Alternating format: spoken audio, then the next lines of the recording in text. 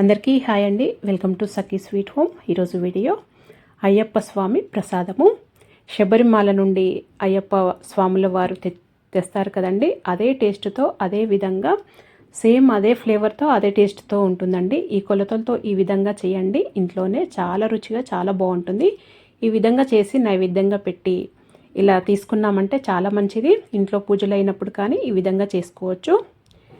ఇక్కడ నేను ఒక కప్పు, ఇది రెడ్ రైస్ అండి. ఇది ఈ అయ్యప్ప ప్రసాదం కోసమే ఈ రైస్ను వాడతారండి. ఇవే వాడాలి దీనికి. ఇవైతేనే కరెక్ట్గా వస్తుంది. ఒక కప్పు తీసుకున్నాను.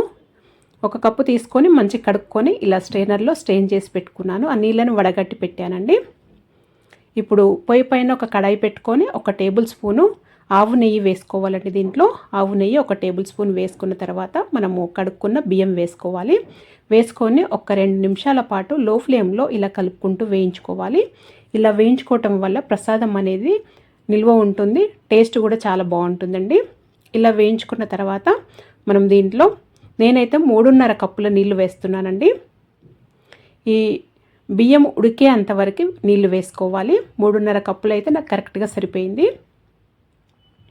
ఈ నీళ్లు వేసుకొని వేడి నీళ్ళు పక్కకు వేడి చేసుకొని అయినా వేసుకోవచ్చండి నీళ్ళు. ఇవి నేనైతే మామూలు నీళ్ళే వేసాను. వేసి అంతా కలుపుకొని మూత పెట్టేసి మంచిగా ఉడికించుకోవాలి. ఐ ఫ్లేమ్లో పెట్టి మధ్య మధ్యలో కలుపుకుంటూ ఇలా మూత పెట్టుకొని ఉడికించుకోవాలి. ఈ బియ్యం అనేది మంచిగా ఉడకాలండి. మరీ మొత్తం మెత్తగా ఉడకొద్దు, మరీ గట్టిగా ఉండొద్దండి. గట్టిగా ఉన్నా కానీ మనము బెల్లం వేసిన తర్వాత ఉడకదు. ఈ ప్రసాదానికి బెల్లము తాటి బెల్లమే వాడాలండి. ఇక్కడ నేను తాటి బెల్లంది పౌడర్ వాడుతున్నానండి.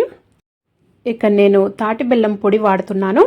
ఈ అన్నం ఉడికిందో లేదో చూసుకుందామండి. ఇలా మొత్తం మరీ మెత్తగా ఉడకొద్దండి, మరీ ఉడకకుండా ఉండొద్దు. కొద్దిగా పలుకుగా ఉన్నప్పుడే మనం బెల్లం వేసుకోవాలి. ఆల్మోస్ట్ ఉడికిందండి, కొద్దిగా పలుకుగా ఉంది అంతే. ఇలా ఉన్నప్పుడే వేసుకోవాలి. మొత్తం ఉడికినా కానీ, మెత్తగా ఉడికినా కానీ ప్రసాదం అనేది నిల్వ ఉండదు. ఇలా కొద్దిగా పలుకుగా ఉన్నప్పుడు నేనైతే ఇందులో 3 కప్పులు బెల్లం వేస్తున్నాను. బెల్లం పొడి వేస్తున్నానండి.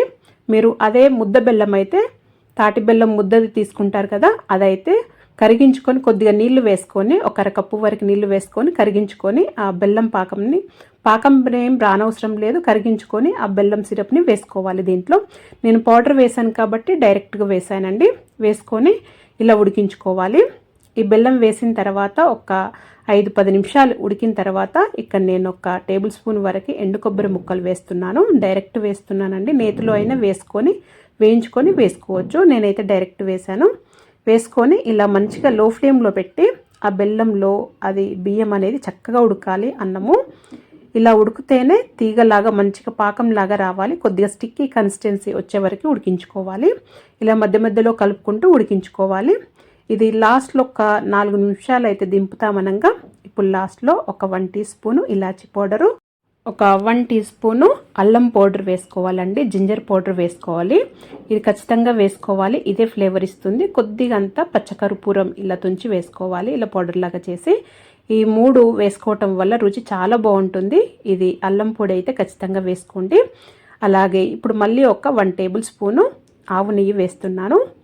వేసుకొని అంతా కలుపుకొని మళ్ళీ ఒక 2-3 నిమిషాలు మంచిగా ఉడికించుకోవాలి.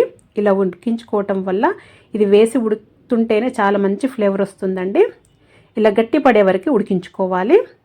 మరీ పల్చగా ఉండొద్దు, మరీ గట్టిగా ఉండొద్దండి. కన్సిస్టెన్సీ అనేది కొద్దిగా ఇలా ఉన్నప్పుడే దించేసేయాలి. దించిన తర్వాత కొద్దిగా గట్టిగా అవుతుంది. ఇంకా కొద్దిగా ఉడకాలండి. ఇలా ఉడికిన తర్వాత తీసి చల్లారిన తర్వాత ఇది మీరు గాజు సీసాలో ఎత్తిపెట్టుకున్నా కానీ ఒక 10-15 డేస్ అయితే ఖచ్చితంగా నిల్వ ఉంటుందండి.